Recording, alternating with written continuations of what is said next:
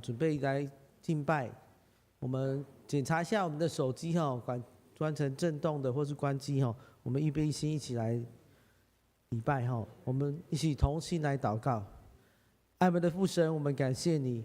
我们今天早上就是抱着一个敬畏、喜乐、平安的心来到主你面前，求主耶稣你圣灵与我们同在，安静我们的心来敬拜你。不论刚才我们在忙什么事，或是我们经历了什么，将我们一切的劳苦愁烦，或是我们心里的杂念都放下，就是专注对焦在耶稣基督的里面。主，我们求你帮助我们，那来到你的面前，就是用个敬虔敬畏的心来到礼拜的里面，求主你帮助我们每一个人都可以领受神你的话，每一个人被你的话语所激励，在我们生活当中可以照着你话去行。虽然有时候我们不是那么完全，但是在这个过程当中不断的学习如何经历你的话语，经历你荣耀的同在。主，我们这样同心祷告，乃是奉靠耶稣基督圣名求，阿们。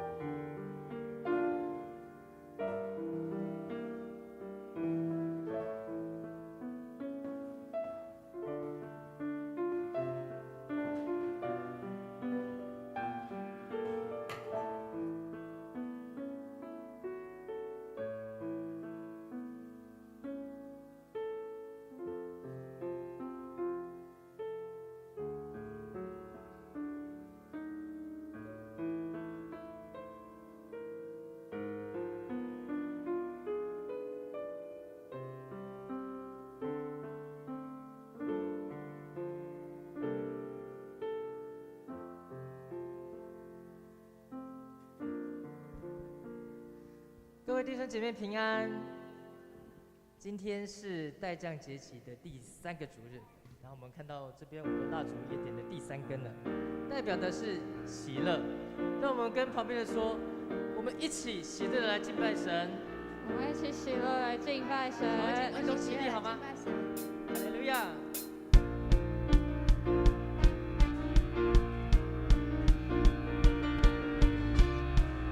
坐着来赞美我们的神，哈利路亚。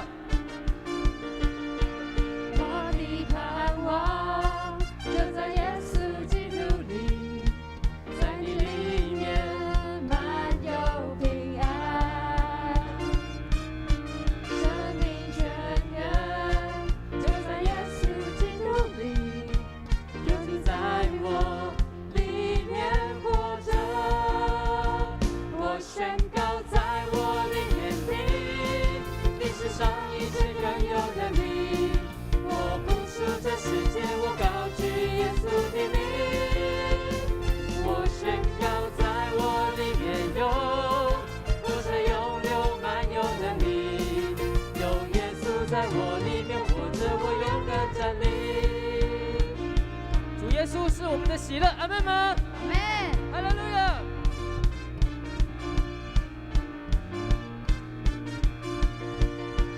我的盼望就在耶稣基督里，在你里面满有平安，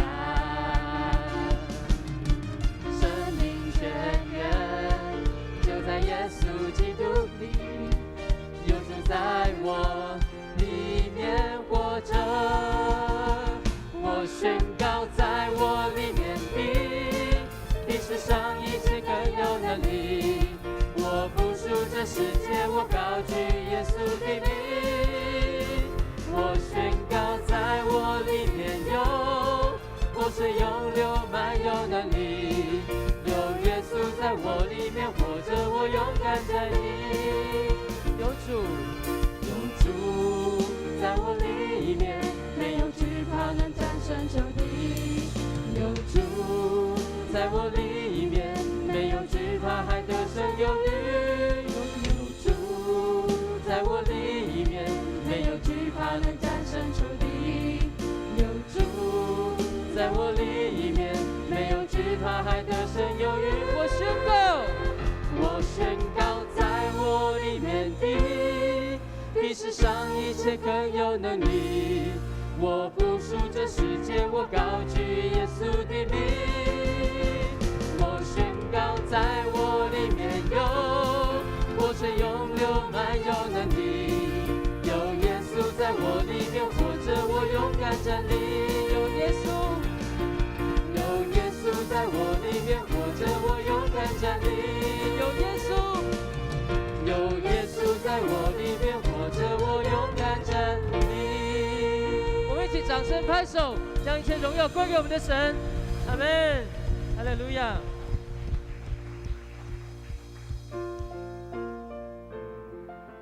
主耶稣啊，你是圣洁的羔羊，为了我们来到世上，为了我们被钉十字架。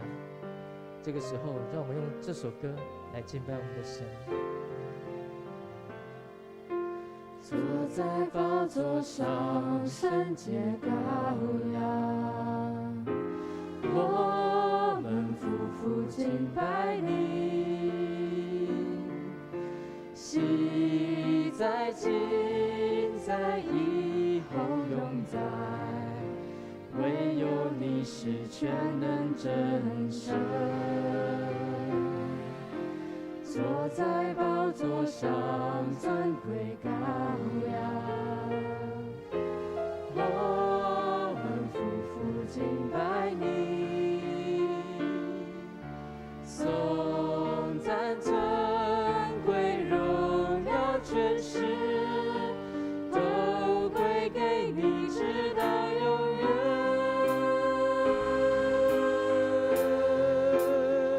万王之王，万主之主，唯有你配得敬拜和尊崇。万王之王，之主，我们高举你生命直到永远。坐在宝座上，坐在宝座上，圣洁羔羊，我们夫妇敬拜你，昔在今在以后永在，唯有你是全能真神。坐在宝座上，尊贵羔羊，我们夫妇敬拜你，颂赞尊贵荣耀权势，都归给你，直到永远。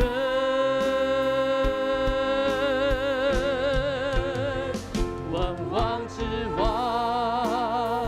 万主之主，唯有你配得敬拜和尊崇。万王之王，万主之主，我们高举你生命直到永远。万王之王，万王之王，万主之主，唯有你配得敬拜和尊崇。万王之王，万主之主，我们高举你生命直到永远。弟兄姐妹，这个时候让我们同声的来祷告、敬拜、赞美我们的神。我们一起开口，同声来祷告。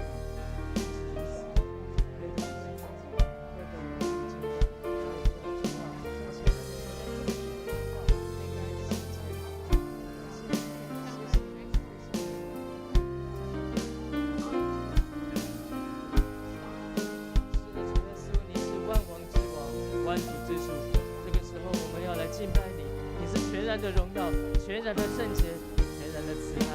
我们谢谢你，谢谢你这么的爱我们，帮助我们。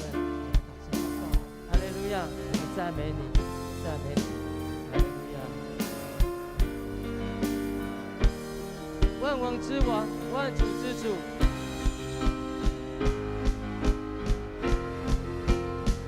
万王之王，万主之主。唯有你配得敬拜和尊崇。万王之王，万主之主，我们高举你生命直到永远。万王之王，万王之王，万主之主，唯有你配得敬拜和尊崇。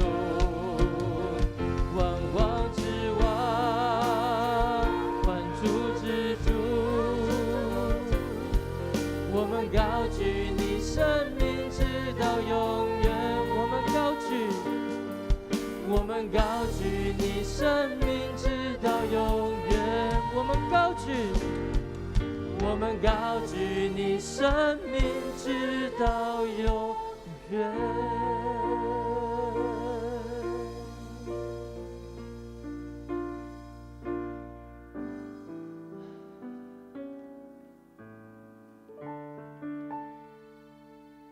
这个时候，让我们安静的在神的面前，把我们心里一切的重担、一切的苦处，统统都卸下，来到神的面前，单单的安静，单单的享受他的同在。哈利路亚，我的神，我的神。我要永远在你的怀里，爱慕你，屈膝在你面前，单单敬拜你。我渴慕你，我敬拜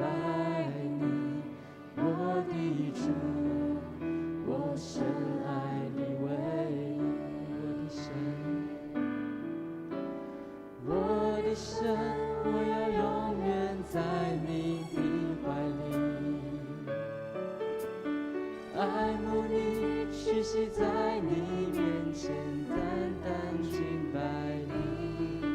我渴慕你，我敬拜你，我的主，我深爱你唯一。耶稣，耶稣，哦耶稣，我灵最深渴慕。耶稣，哦耶稣，你医治我心深处，我的神，我的神，我要永远在你的怀里，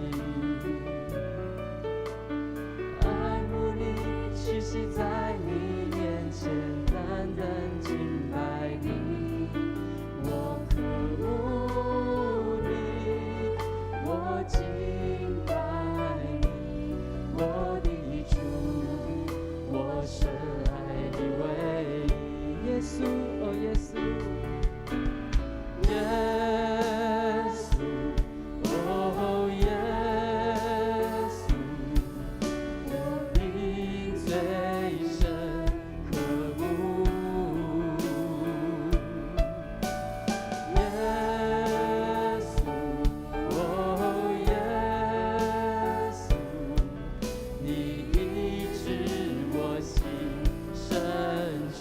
耶稣，哦耶稣，耶稣，哦耶稣，我灵最深渴慕。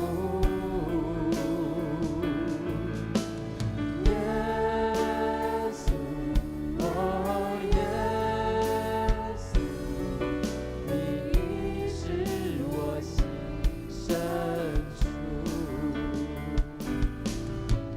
主啊，我感谢你，谢谢你这么的爱我们，谢谢你，谢谢你这么的看顾我们。这个时候，我安静的在你的面前，卸下我们一切的重担，一切的苦楚，求你亲自医治我们，求你亲自保守我们。我们赞美你，赞美你，耶稣，哦耶稣，耶稣，哦耶稣，我灵最深渴慕。耶稣，哦耶稣，你医治我心深处。耶稣，哦耶稣，耶稣，哦耶稣，我灵最深渴慕。耶稣，哦耶稣，你医治我心深处。耶稣，哦耶稣，你医治我心深处。你医治我心深处。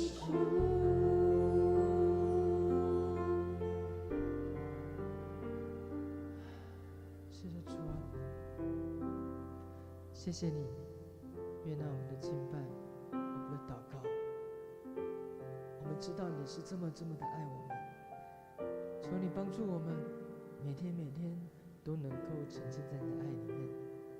圣灵啊，求你每时每刻的充满我们，让我们脚步不滑跌，让我们走在合你心的道路上。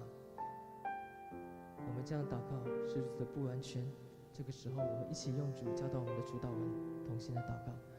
我们在天上的父，愿人都尊你的名为圣，愿你的国降临，愿你的旨意行在地上，如同行在天上。我们日用的饮食，今日赐给我们，免我们的债，如同我们免了人的债，不叫我们遇见试探，救我们脱离凶恶。因为国度、权柄、荣耀，全是你的。阿门，阿门。弟兄姐妹，请坐。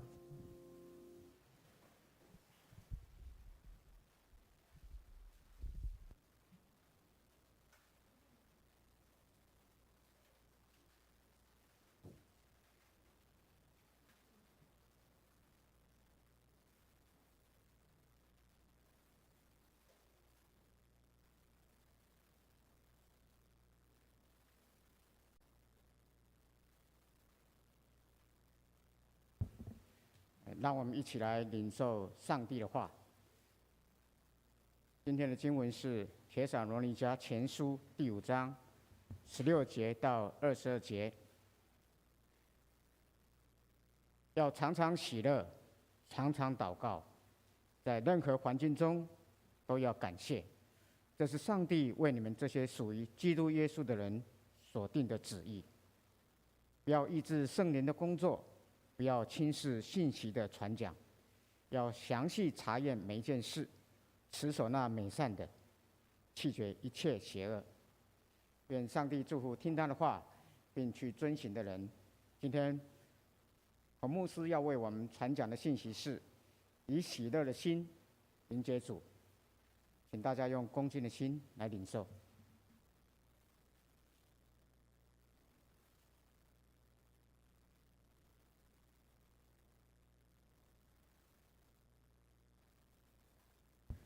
各位弟兄姐妹，大家平安。今天是待降节的第3主日，让我们以喜乐心来迎接我们的主。我们一起同心来祷告。爱我们的父神，我们感谢你，今天我们早上就要一个喜乐、平静、安稳的心来到主你施恩宝座面前，让我们可以真实的来敬拜你。愿你圣灵亲自感动我们，让我们知道圣诞节不只是在庆祝一个节期，不只是欢乐，是因为有主你的同在。让我们有一个敬畏你的心，常常有一个愿意以耶稣基督的心为心的态度和想法。让我们一起来到你面前聚集的时候，愿你圣灵保守我们的心思意念向着你，对焦在你的里面。奉靠耶稣基督圣名求，阿们。常常我们讲到，我们要有一个喜乐的心，基督徒要喜乐。我不知道你有喜乐吗？第一个我们要跟他分享的是，我们要辨别快乐和喜乐的不同。常常我们年轻人他们很快乐，很快乐，但是快乐往往怎样，一下就过去了。其实常常喜乐是什么？长长久久的，快乐是一下就没了。今天是几号？12月12号。你有在网络购物吗？今天购物可能免运费，对不对？青少年买到东西都很高兴，哇！我可以在网络买到我想要的东西了。12月12号，哇，免运费，好高兴哦！我可以买到 iPhone 了 ，iPhone 13，是不是？哇，好高兴哦！拥有某些东西，有些人就很快乐，但是你不见得会喜乐啊，因为喜乐是什么？长久的，快乐往往是短暂的。有人追求一些物质的东西，甚至有人设定一个目标说，我的目标就是要赚第一桶金，可能是100万，可能是1000万。有人说我要拿到博士学位，你有拿到一个博士学位，我要竞选立法委员，我要竞选市议员，或是奥运比赛的第1名。可是当你达到目标的时候，你可能快乐一下就没了。你拿到全世界奥运第1名以后，可能你快乐半年以后，你就不快乐了，因为你现在是世界第1了。你以后出去比赛的时候，大家都知道你是世界第1名，你会不会有压力呀？你碰到20-30名的时候打输他的时候，你会不会觉得没有面子啊？你就会有一个心理的压力开始来咯。所以有时候，其实喜乐的心是要常有的，但是喜乐跟快乐不一样啊。今年的奥运比赛，我们国家得到许多的奖次，大家非常高兴啊。我知道，还记得那个麟洋配吗？哇，他们得到这个双打男生双打的什么冠军啊，很高兴啊。在这个众多球员当中，我认识一个人叫周天成，他是一个基督徒，他最近写了一本书说世界撼动不了。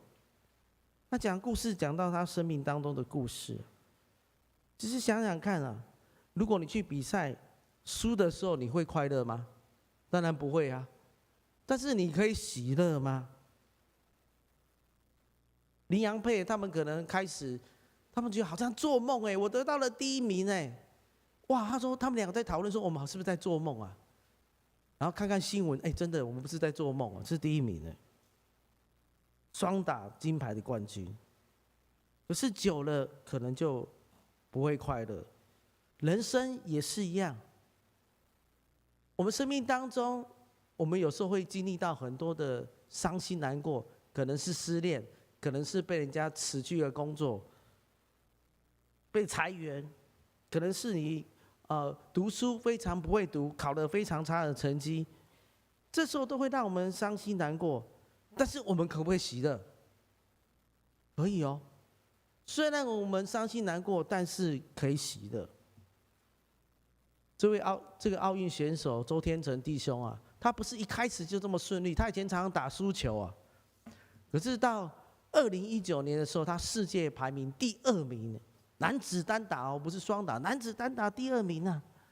他创下了许多的记录，我们看这个 PPT 上面，他创下了许多的记录啊，很厉害啊。这些比赛不是一下就到这个一下就第1名啊。他是经历许多的挫败当中，经历许多困难的当中，来达到这第1名的目标。以前周天成弟兄其实他是一个非常打赢球赛的一个人，他还没相信耶稣之前，他打球的时候很紧张，为什么？你要知道，每个运动员都想要赢球，对不对？可是你越想打赢球，你就越紧张，越紧张你就越不能放松。其实每个比赛的人都知道，运动比赛的人都知道，要不要放松？要放轻松，才有办法去比赛啊。他怎么相信了耶稣的？当2013年的时候，他去参加这印度的公开赛。去印度参加这个公开赛的时候，因为其实他肚子非常痛啊，他不知道什么原因痛啊。但是你要参加比赛，如果你没有去比，你会被罚钱啊。他就硬着头皮去比赛，被人家电得要死，赶快回来台湾。肚子痛很难受啊，哇，到底是什么原因？后来发现是急性盲肠炎啊，医生把他开刀，发现哇，那个伤口地方有脓包，因为化脓了堵住那个肠子的那个伤口，一直没有扩散出来，这个毒没有扩散出来，病毒没有扩散出来，这细菌没有扩散出来。哇，这是他经历一个神迹。医生说啊，哇，你这个真的是神迹呀！他的一个物理治疗师叫高敏山，他常常帮助他，为他们这些球员祷告，帮助他们复健。他说：“来，我带你去教会。”他跟他传福音啊，他发现哦，原来他礼拜天到教会说，有一群人是跟我这个世界不一样的人，他们在那边敬拜赞美神。在那个当中，他们渐渐的认识了上帝，相信了耶稣。从那个时候受洗之后，他的人生价值观不再一样，他再也不是一个为了赢球的运动员，他成为一个天国的大使。他不是注重比赛的输赢哦，他希望在每一次的比赛当中，可以为了荣耀上帝来打球，球场成为他一个敬拜的地方，打球是他敬拜的人生跟态度啊。你再也不是为了输赢球来比赛啊，他人际关系也开始改变。你知道球员跟球员之间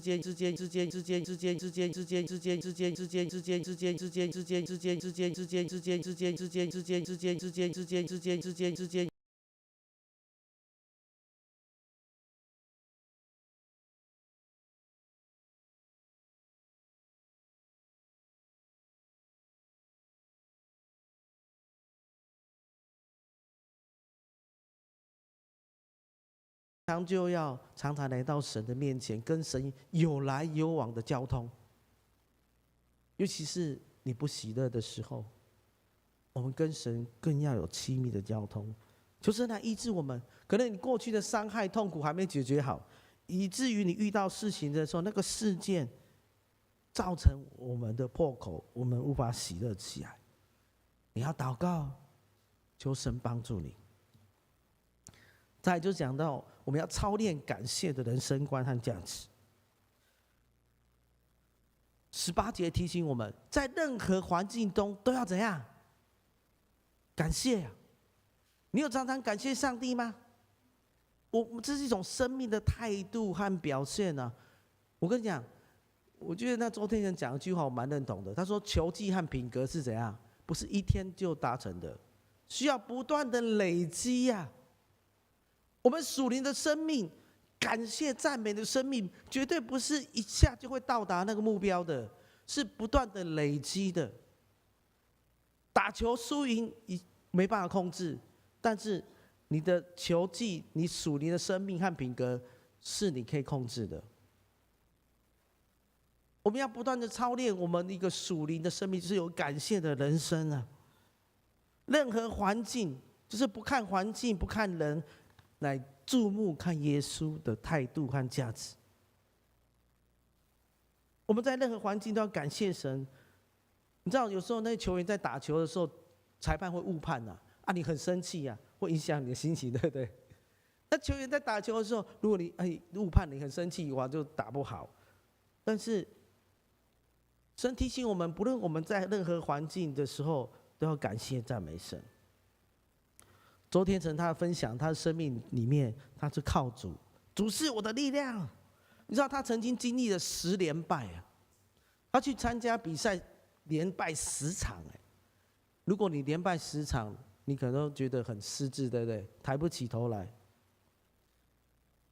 后来他2014年他参加了法国公开赛，那全部比赛，台湾的比赛都结束了，所有的教练团、所有的这个医疗人员，什么人都回去了。他最好的朋友那个物理治疗师，他也参加美国的活动，没有参加那场比赛。没有台湾的观众，没有什么台湾的人为他加油，只剩他一个。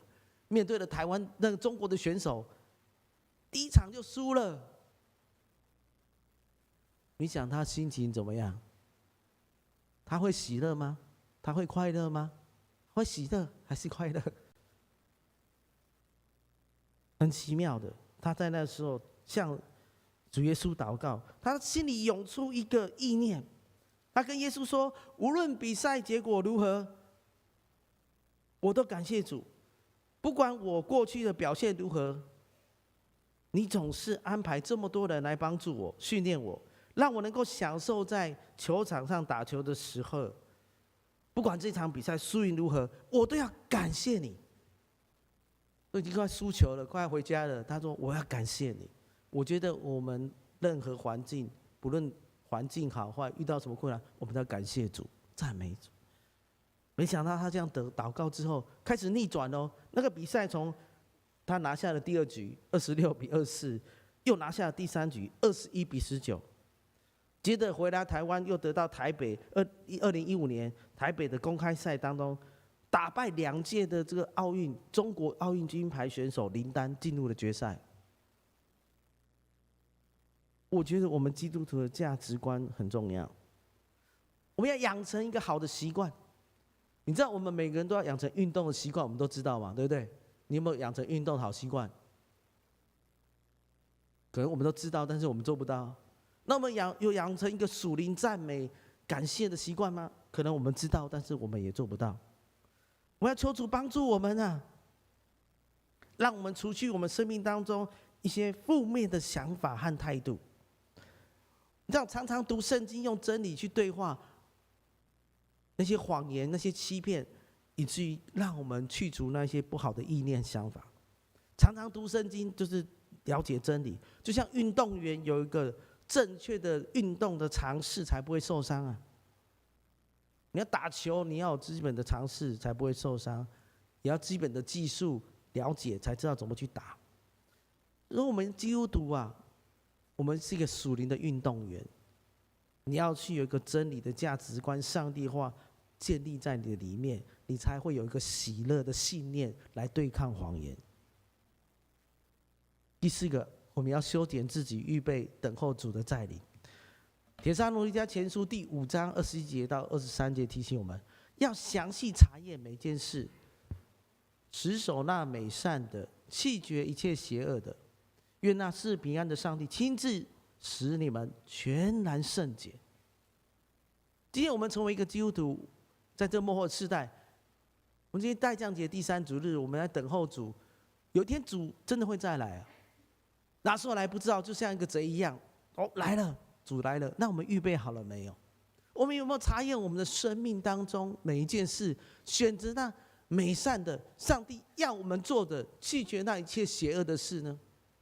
我们不是信了耶稣以后就说主，我感谢你，有一天我进入天堂了，不是这样是我们还活在这个世界上的时候，我们要持守那个好的、美善的，弃绝恶事。上帝使我们全然成为圣洁的，保守我们灵魂体，在我们主耶稣基督怎样再来的时候，完全无可指责。有一天耶稣来的时候，我们属灵的生命是完全无可指责的。我不知道，我们等候主，我们除了修剪自己之外，我们不要忘记将这好消息传递给我们四周围的人。我常常记得孙越讲那一句话：好东西要怎样？跟好朋友分享，就显示出你的年纪了。你知道，最近我看那个杂志有写说，现在有种 iPhone 迷啊。什么是 iPhone 迷？什么都要用 iPhone 的。哦，他觉得 iPhone 很棒，还跟人家推销，对不对？如果哪一个人跟他讲 iPhone 不好，他会站出来捍卫说：“iPhone 很好，我跟你讲怎么用，你该买 iPhone。”哇，那我们基督徒呢？我们应该是耶稣迷哎。你有把这好消息跟人家分享吗？你知道当周天成啊，他打了好几场比赛，在台湾、台北得了好多奖项的时候，蔡英文也去看他比赛。如果你碰到蔡英文总统，你得了冠军，你会跟他说什么？蔡英文说你好棒哦，那你会跟他讲什么？啊？周天成说耶稣爱你，他巴不得把这个信仰跟总统分享。其实周天成他看了很多的基督徒啊，很多运动员他们的见证，他说：“对啊，我要成为一个神国的大使，我要成为一个福音的使者。”他们教会的牧师说，周天成他不再一样了，他不是只在为了中华民国而战，他是为了天国而征战。出去是为国争光，但是不是为了世上的国度，乃是为了天上的国。他尝试的不断的向人家传福音，有机会见证他的生命。我们呢？保罗的帖撒罗尼迦教会有提醒，他说：“弟兄姐妹啊，我劝你们要警告那软弱，鼓励那灰心的，扶助软弱的，耐心对待每个人，要谨慎，谁都不要以恶报恶，要常常彼此关心，为别人好处着想。”你真的为别人好处着想吗？在这末后的世代，你为别人着想，就是要把好的福音，就是耶稣基督来到这世界上的原因，在这圣诞节期的时候分享，让他明白。神拣选我们在这地上，不是要来被他惩罚的，我们要是成为神所爱的，我们要活出神的样式。善待别人，宣扬耶稣基督的救恩，以喜乐的心迎接主的再来。我们一起同心来祷告。爱我们的父神，我们感谢你，耶稣，你的话语常在我们心里，成为我们的帮助，让我们不喜乐的时候，可以透过神的话语来激励我们的心。尤其在这圣诞节，其实再次思想神你在我们生命当中最重要的。我们有时候为了圣诞节期，我们忙碌的侍奉，我们练诗歌，我们准备圣诞节的活动，我们准备游戏，我们准备戏剧，我们准备影片，我们准备了很多，但是我们却忘了圣诞节的主角是耶稣基督啊！求你除去我们疲惫的心。我们不是让那些配角占据我们的生命，乃是让耶稣成为我们喜乐的来源，让耶稣成为我们生命当中的帮助。恳求你帮助我们，脱离那缠累我们的罪，让我们一个认罪悔改的态度来到你神你施恩宝座面前，得到你的怜恤，让我们过一个喜乐、平安、敬畏你的生活。到主你再来的时候，无可指责。我们这样同心祷告，在你面前，乃是奉靠耶稣基督圣名求，阿们。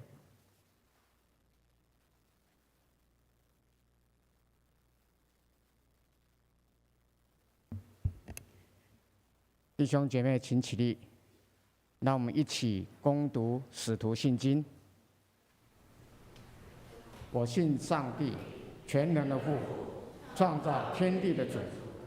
我信我主耶稣基督，上帝的独生子，因圣灵感孕，由童贞女玛利亚所生，在本丢彼拉多手下受难，被钉十字架，受死，埋葬，降在阴间，第3天从死人中复活升天，坐在全能父上帝的右边，将来必从那里降临，审判活人死人。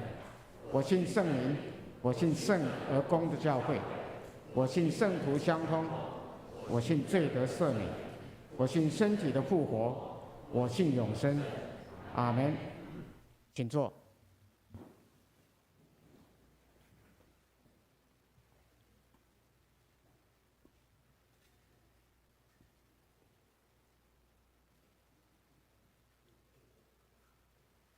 奉主耶稣基督的名，欢迎凡属于他教会，按照教会的规矩，就是已经接受过成人洗礼或是坚信礼的人，一起来与主同桌，攻守圣餐。亲爱的弟兄姐妹，请听主耶稣对凡归向他的人所说恩典的话。主耶稣说：“凡劳苦担重担的人，可以到我这里来，我就使你们得安息。”他也这样说：“饥渴慕义的人有福了，因为他们必得饱足。”愿主耶稣基督的恩典与各位同在。亲爱的弟兄姐妹们，请大家注意来听主耶稣基督所设立圣餐的话，也就是照新约圣经当中保罗所说的：“因为我当日传给你们的，原是从主所领受的，就是主耶稣被卖的那夜，曾经拿起饼，祝谢，拨开，说：这是我的身体，为你们舍的，你们当如此行，为的是纪念我。”吃完之后，也照样举起杯，说：“这杯是用我的血所立的新约，你们每逢喝的时候，当如此行，为的是纪念我。你们每逢吃这个饼、喝这个杯，是表明主的死，只等到他再来。”亲爱的弟兄姐妹，当主耶稣被卖的那一夜，他曾经拿起饼祝谢，所以我们照他的模样，首先来感谢上帝，同心来祷告。亲爱的主，现在我们遵照主耶稣基督的命令摆设这个宴席，为了纪念圣子耶稣永远赎罪的祭。主，我们谦卑恳求你差遣圣灵，将我们分别为圣，又分别这些摆列在你面前的饼跟葡萄汁为圣。让我们接受这些，借着信心分享你的身体和宝血，因着你恩典的帮助，使我们在灵里得着培育，也在你的恩典当中不断的成长，用我们的生命来荣耀你的圣名。奉耶稣基督的名祷告，阿们。主耶稣说：“这是我的身体，为你们舍的，你们当如此行，为的是纪念我。”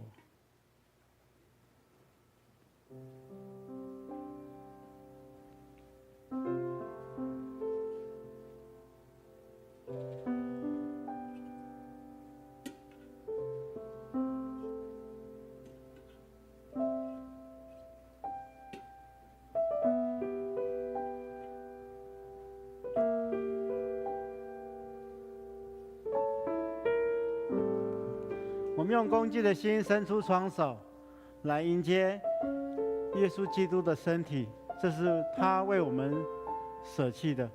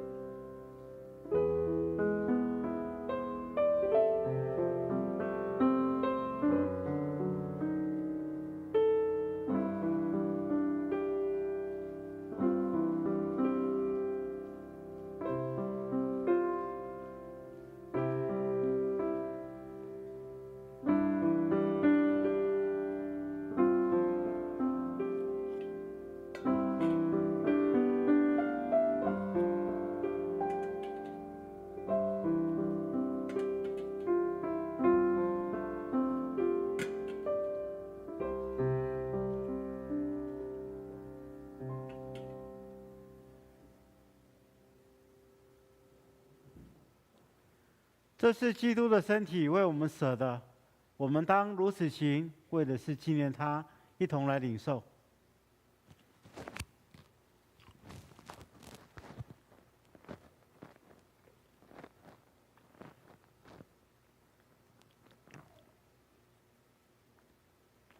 主耶稣说：“这个杯是新约，用基督的血所设立的。你们每逢喝的时候，当如此行，为的是纪念我。”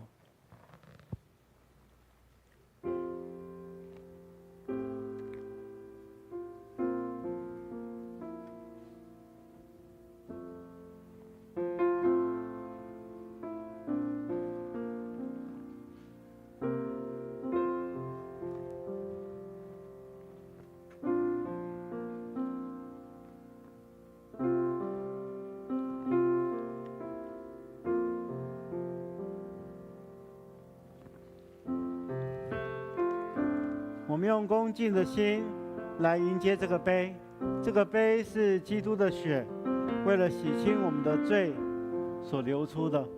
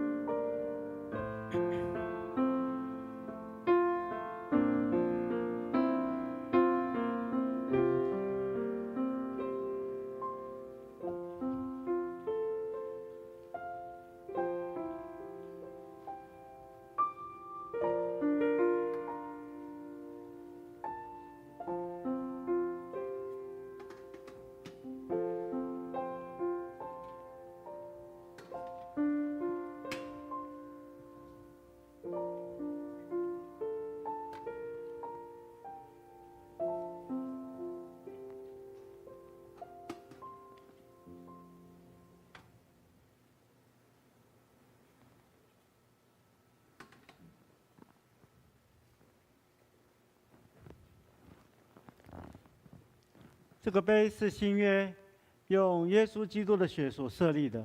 我们每逢喝的时候，当如此行，为的是纪念他，一同来领受。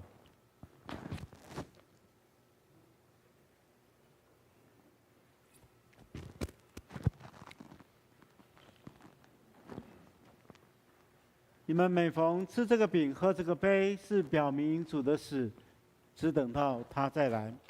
愿主耶稣基督的平安与我们同在，我们同心来感谢。亲爱的天父上帝，我们全心感谢你，因着你丰盛的大爱，使我们领受你的圣餐，是培育我们灵魂真实的食物，也让我们明白我们是满有圣职奥妙身体的肢体。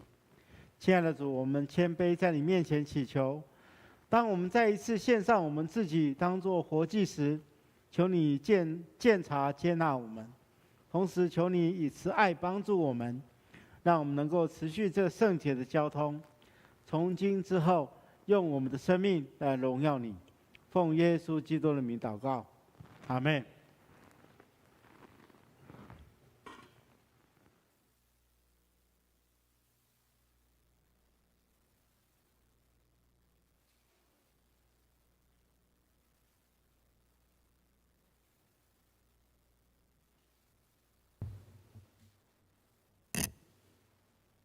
弟兄姐妹，现在让我们预备心来奉献。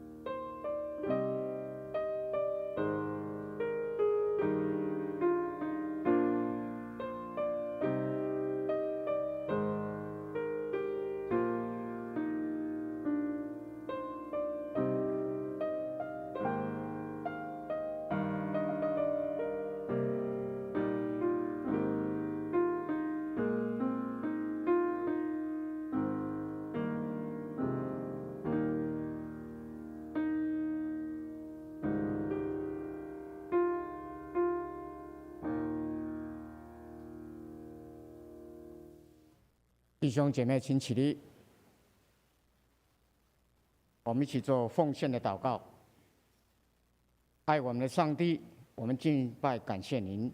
今天借着彭牧师传讲的信息，领受你满满的祝福与恩典。我们所有弟兄姐妹也将更同心侍奉，在这里献上微薄的金钱，为你圣工所用。求主悦纳。我们做这样的祷告，是奉靠主耶稣基督的圣名。阿门。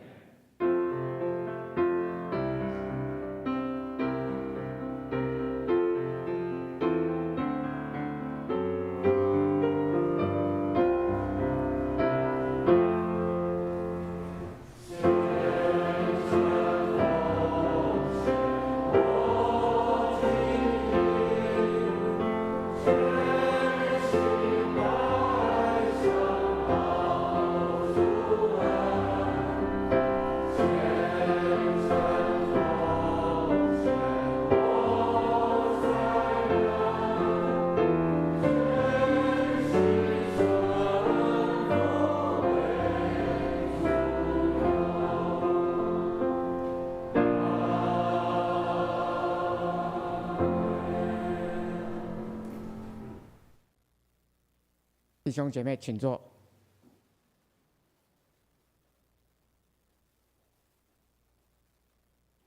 现在，让我们一起来关心教会的事工。我则要来报告几项。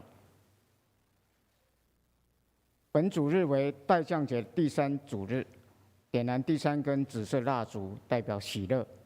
那我们再一次因为经历主耶稣基督为我们而降生，那我们从罪恶中得到赦免、释放与真自由，享受真正的喜乐。本年度的圣诞节庆的相关活动，我们刊登在周报的第15页，请大家一起来关心代祷，并邀请慕道友一起来参加。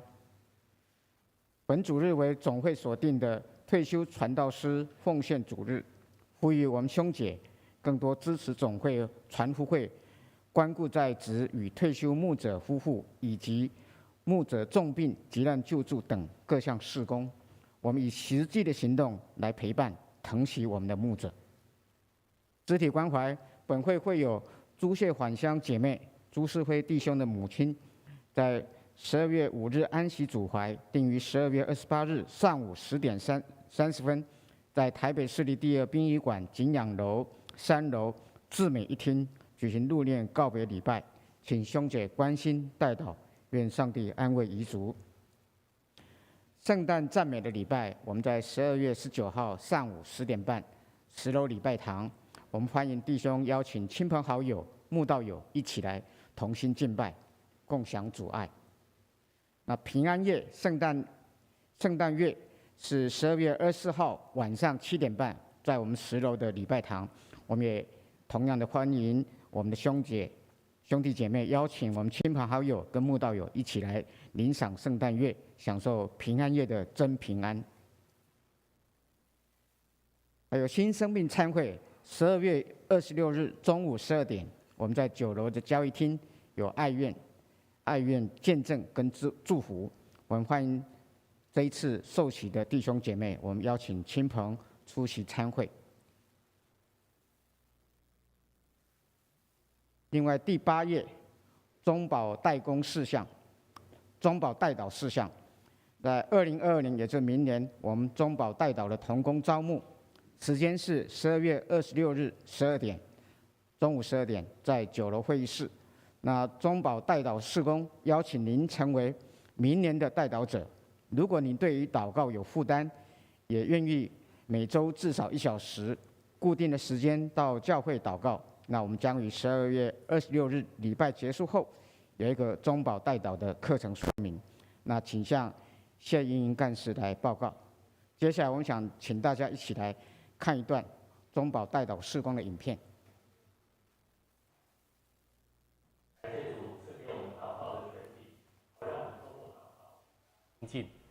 祷告是我们跟主连结的美好时刻。当我们用诚实与心灵向主祷告时，我们的主就仿佛来到我们的面前。除了跟主建立连结，主也希望我们透过祷告与他同工，透过祷告来成就他的旨意，并成为他人的祝福。我们的教会为了成就如此美好的意向，因此推动了中保代祷的事工。参加中保代祷事工这一段时间以来，我常常觉得我所领受的远远大于我所付出的，因为我们的主会在我们为他人祷告之前，先来到我们的身边，跟我们亲近。透过代祷前的敬拜与灵修，总是让我的内心再次得着平安。